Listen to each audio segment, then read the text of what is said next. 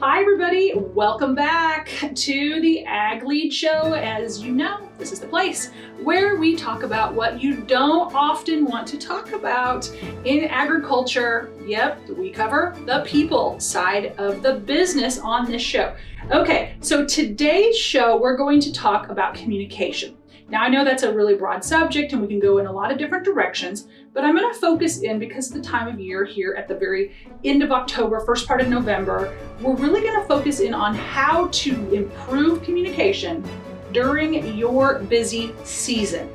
So if that sounds like a tall order or something you actually just don't even want to deal with right now, I understand, but hopefully when you leave this podcast recording, you will be able to have some quick tips, and I'm actually going to bring you a model that's going to take you through daily, weekly, monthly, quarterly, and even annual communication tips to really give you something that you can use, put into practice, and you can stick with throughout your seasons. Yes, including really busy times. So let's get started.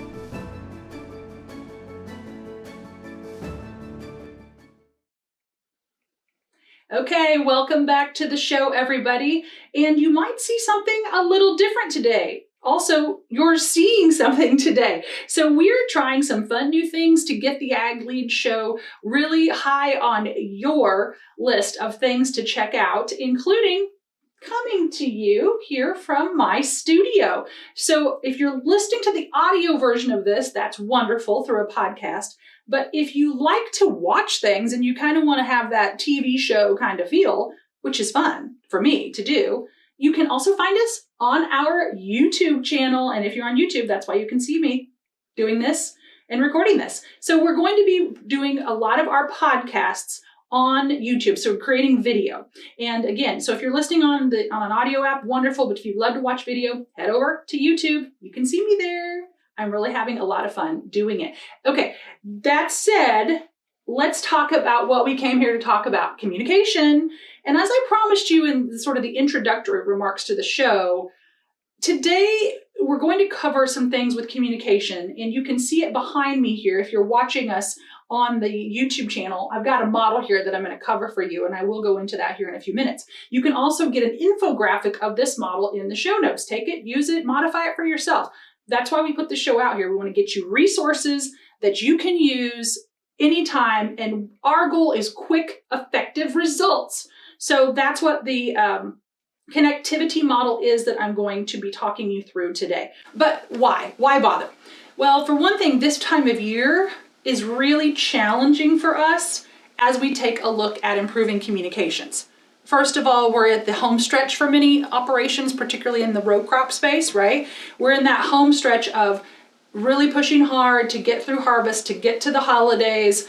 And then we've got the added stress this year of COVID-19 challenges, which just from a personal standpoint, that's very stressful for everybody. But yet you may be dealing with some employee issues, some absenteeism, your own family challenges of navigating that. You know, take away COVID-19, take away presidential elections, all the stuff that's really operating somewhat in the background for us, but also in the foreground, depending on how much that's personally challenging you or you're involved with that. So this time of year is a challenge for us. We're pushing really hard. We're kind of in the home stretch of harvest, and yet we've got the holidays coming up. So it's a time of year when thinking about how to improve communication probably sounds to you a little bit like unnecessary madness, too much work to do. But I want to make the argument today that it's the perfect time to take a look at what's working and what's not working. Why? Because it's when we're busiest or when we are pressured that often the little fissures, the little cracks in the way things are going are most likely exposed. I want to give you a model that allows you to really improve your whole communication plan, not just the one that you're doing right now. And my argument to you is that if you build a solid model and you build the buy-in with your team to get people using it and getting used to it, we usually keep up our habits, good or bad, and sometimes we even magnify those when we're really busy. So if you take a look now, what's going well in the communication standpoint, what's flopped, what was fine but fell off, and you aren't keeping up with it, take a look. That's the first thing today, is to evaluate where things are today. What's working? What has got problems? And where were there things that were going fine, but you let them slide? And you can kind of look at those and say, can we let those slide, or do we really need to fix that in order to move forward effectively as we take a look at 2021?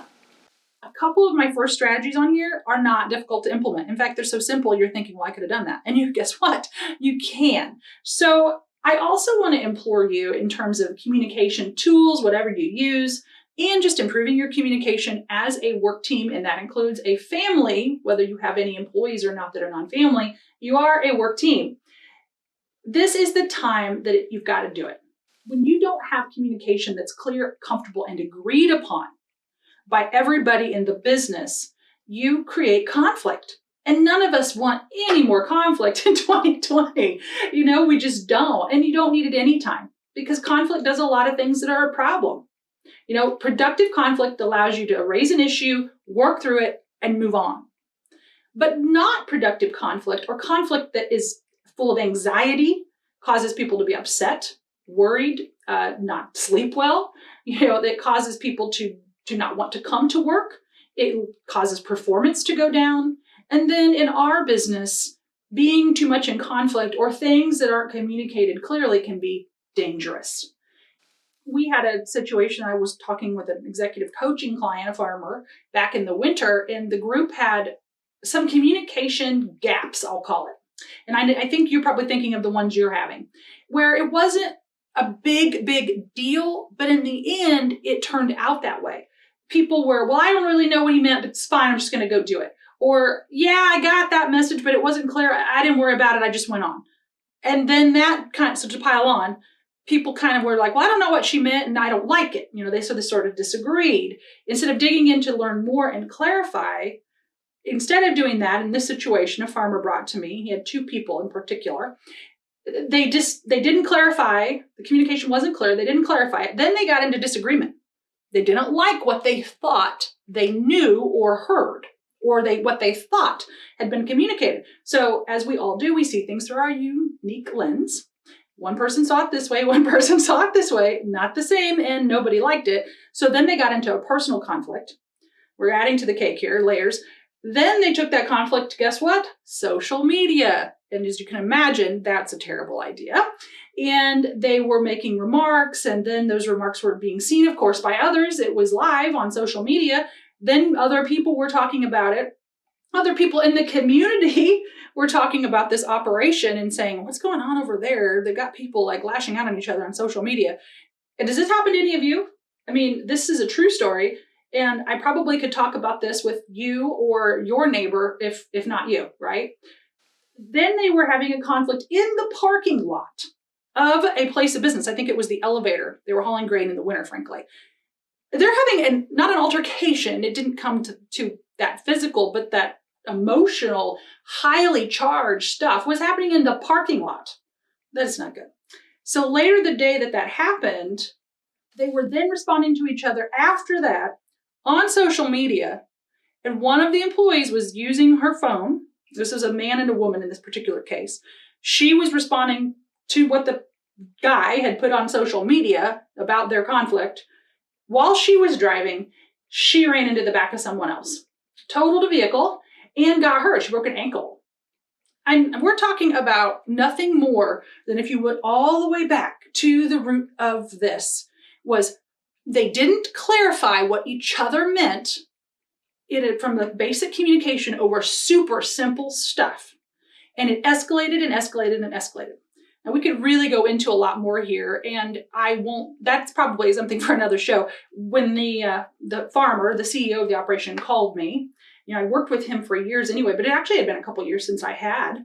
And he's like, we're going to need your help. And we started talking, and he's like, this is just awful. You must think we're awful. And I said, no, I think you're common. And the thing is, it's also easy to solve if you really started at the beginning and diffuse those things with clean communication tools that everybody bought into. To be honest, as I really looked at this with him, and as he shared some of his comments, and he talked through it with the two parties, and one of those parties ended up quitting. because they were just so upset and they felt wronged. And he did not, and it was the female in this particular, and she didn't want to lose her, but he did. That was a real misfortune, frankly, for the business, because he had he really liked that individual. But what it all amounted to was that they didn't agree on the method of communication. So then they chose to ignore each other because one person preferred text, one person preferred to call and leave a voicemail. And in that case, the person who liked text refused to listen to the other person's voicemail. So she or he, and I'm not sure which one it was in that case, never got the message that was being communicated, acted like that other person wasn't telling them what to do or talking with them when he had. They literally ended up in a huge fight and a wreck, broken ankle, quit employee over the preference between voicemail and text. So that's why I implore you to build your own connectivity model. And if you really think about it, I know you had situations like that. They may have gone that far, they may not. You probably didn't think about the fact that it was a super small thing that created this fairly large problem. What we did with that operation, and I've used this for corporate clients, all the way down to small work teams that include family work teams on farms. Building a communication norm through something like this that I've got here with you today, whether you're listening audio, you can grab this, or if you're watching the YouTube, you can see it here. Build your own connectivity model. This one that I'm going to talk about for the next few minutes is what I've used, but you totally need to modify this for yourself, okay? So let's just run through it for a couple minutes. So for you with the connectivity model, daily, biweekly, monthly, quarterly, annual, 5 pieces. You with your particular business may need to add components. There may be a weekly piece in here. As you see from this, I didn't include weekly. I am looking at bi-weekly for a lot of operations. Weekly is overkill if you're doing daily. Or some people might say, I have to have weekly because bi-weekly is too far in between. That's going to depend on you. And I really encourage you to modify this. This is not set in stone for your business. It's a model and you pick how it needs to go, okay? But daily is first for work teams that are especially on the go. If you have a group that's remote and or a group that's not remote, but they're all going in different directions, which is super common for us on farms, right? We're all going in a different direction. Otherwise, we probably wouldn't need everybody working there if we weren't being sort of dispatched to different locations and to do different roles. So that means you're kind of remote because you may not see one another all day, or you may work with a couple people and not others. We get that. So daily, some of you are going to say, I've got to have a daily in-person meeting where we all get together, we talk about the day and we move on. That's completely fine. But for others of you, you may not do that because you are truly remote, or especially right now in the busy season, people may be deploying from other locations, a farm, 2 counties away, or they're going to, drive from home and go to this place. So that doesn't mean that you don't use the daily communication tool. And the simplest way to do that is a group text or some kind of group messaging app. But everybody has to buy in. You see, that's the important piece. And everybody needs to participate. So if you use that group app or a group text tool, whatever you choose to put there, the idea behind that is everybody uses it and everybody responds. One of my friends would get on me because I would not, sometimes I wouldn't respond because this was early on, we were texting what was it, 15, 20 years ago. She would send me a message and I might be busy during that time, but I'd notice that I got it and I'd think to myself, oh, I'm going to call her back. But I didn't send her a response. She would always tease me. She's like, could you at least K me? I need you to K me. I need to know you're alive. Y'all have to K each other. She's right. And we still tease about that today. But that's so true. So each person, this is the crux of this, everybody on the app or on the group text has to K. They've got to get back to you with some sort of a, here's what I'm doing, or yes, I understand, I will do that. That is essential because this is the tiny little thing that you can do that can improve communication the most, that it's not optional. And you must respond with something so that the rest of the group doesn't feel like somebody was ignored. Remember my story that I just shared with you a few minutes ago? The people did not think they were being listened to and then got into a huge conflict. So a daily type communication is great, but you've got to make sure that you are all responsive. Okay, weekly, I'm not going to talk about today, but if you want to talk about that in detail for your business, you can get in touch with me. I like bi-weekly, depending on the operation. Okay, that may be different for all of you, but we're just using an example here. It depends on how you want to do it. Some of you, bi-weekly in person is going to be essential. Others of you, that could be a video meeting or a conference call. Again, for those of you who have more remote teams or teams that are really spread out during seasons like harvest, why don't you use conference calls? These have been around forever. They're easy. There's free apps for this, and it allows people to probably do their job if they're operating some equipment safely where they can simply listen in and talk. This is a great tool, and you can have a conversation without making people report to a location to sit through something when they're sitting there going, I've got to get this done, and I had to drive all the way down here, it took an hour.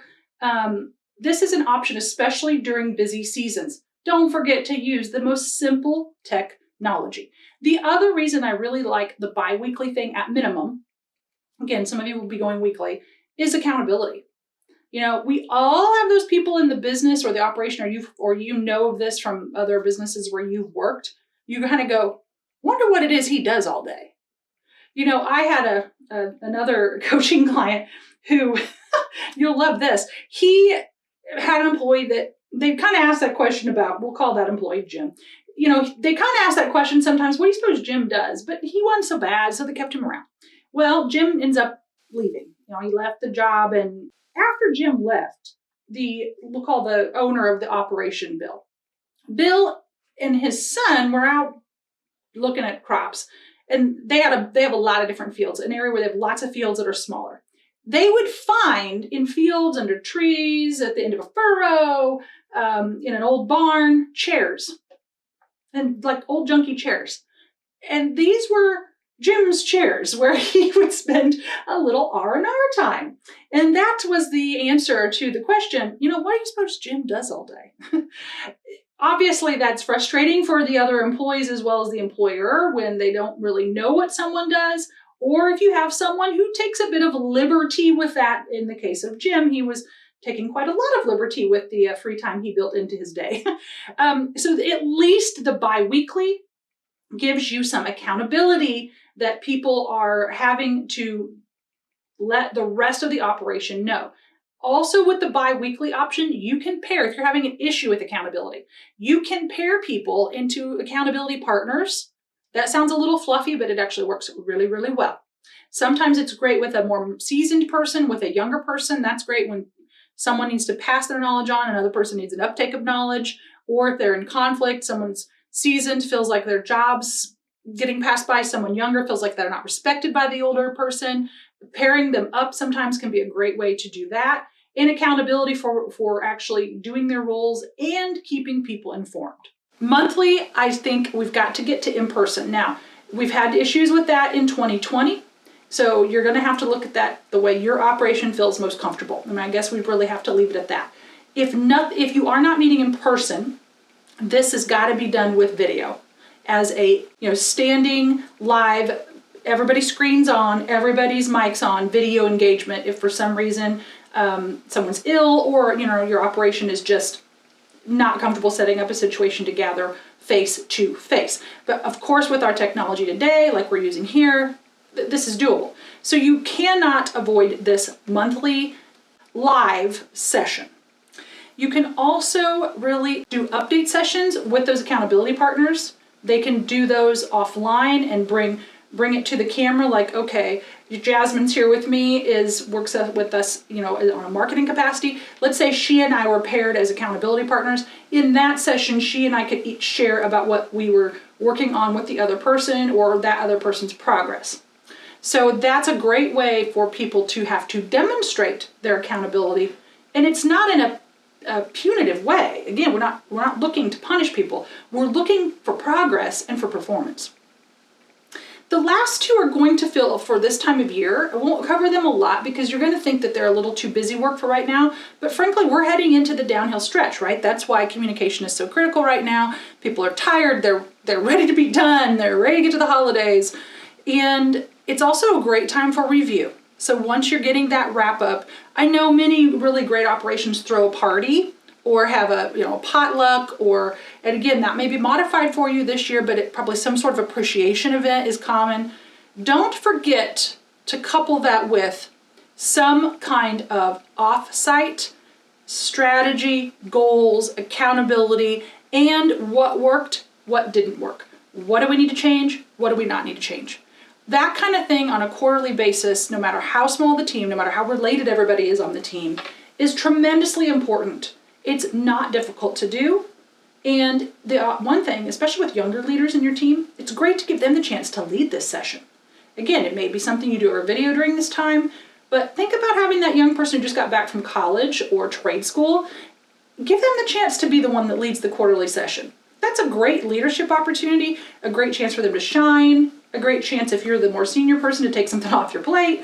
Do not forget to do that, and do this before the end of the year.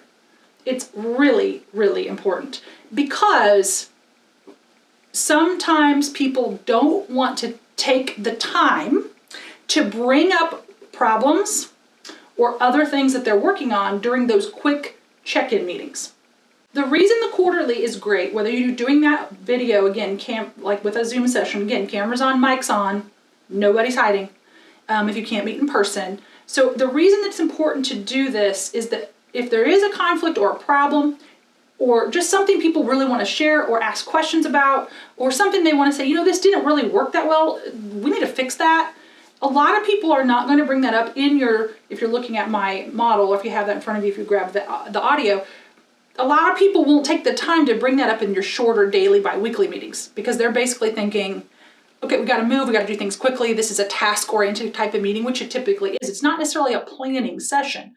So if you avoid the longer sessions, such as quarterly, and next I'll go into annual, you will not get those pieces. They likely will not get exposed when you have time to fix them. They will likely come out as a problem.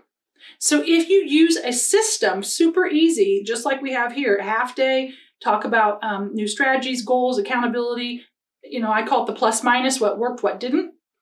You get a chance to get that stuff that needs fixed or needs talked through, or is a performance issue from someone else, or is a behavioral conflict between two people. You can clean that up and move it on a lot quicker because you took the time to know about it.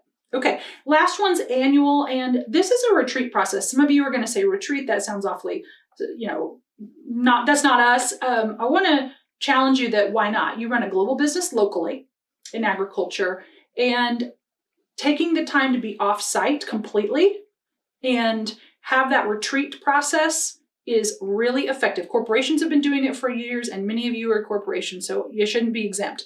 I know I'm getting preachy about that, but I really want people to start thinking more professionally than just thinking, well, we're a farm, we don't do that. So what? You didn't used to, you need to now. So processes, barriers, accomplishments. As the leader, you can roll out annual goals, plans, you can take and receive feedback for how those things are going. That works really well before the session, etc. We will spend more time in future podcasts and other areas of training on those more long sessions and how to best run those. But I wanted to bring it to your attention today in this whole connectivity model, because connectivity is not just a one-time thing. That's the thing I want to leave you with this afternoon, is connectivity is both a micro thing on your daily activities, but it's also annual, the big picture that drives your business forward. And it allows people to stay engaged, to feel appreciated, and to help you move problems off your plate and look progress in the eye. So I'm really excited that we could talk today about communications. Leave me some feedback. Let me know how you like this session. And again, we'd love to give you a shout out if you do that. And remember, here on the Ag Lead Show, we talk about what we don't always like to talk about, the people side of the business.